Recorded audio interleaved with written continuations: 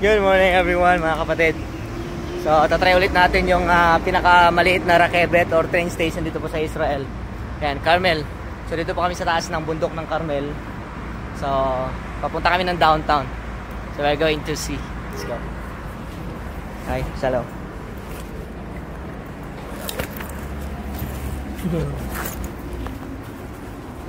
Okay.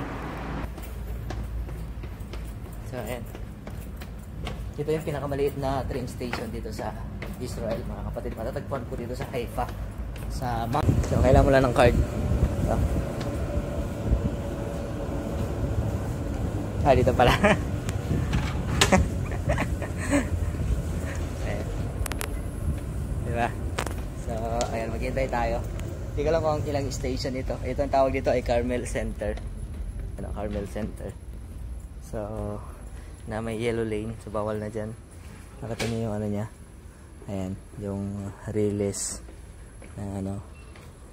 So ayan, diba? So saka syempre bomb shelter din ito kasi pailalim siya. Ayan. Nasa 4 or 5 stations lang ito mga kapatid.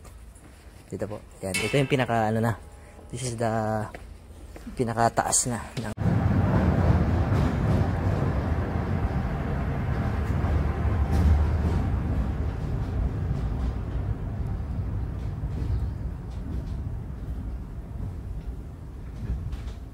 hintayin na lang natin na magbukas kasi bumababa pa sila sa kabila.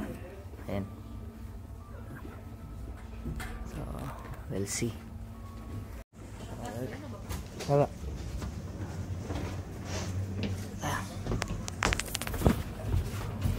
Na pa to? Kala ko pataas.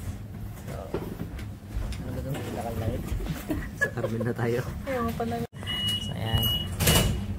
1, 2, 3, 4. So, nasa ano, 6 stations pala yung ano na ito, train. Ayan. Tapos may mga CCTVs. Ayan. Ano, guarded siya. Tapos malamig. We're going to downtown. Let's go.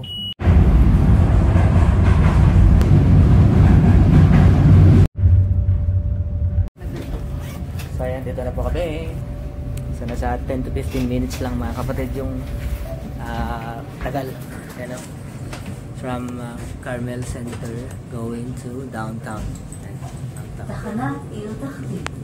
זוהי תחנת עיר תחתית. זוהי התחנה האחרונה. Okay.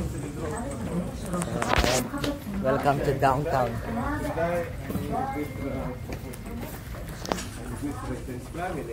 Но некоторые машины, но они, я так понимаю, не в Израиле. И тоже.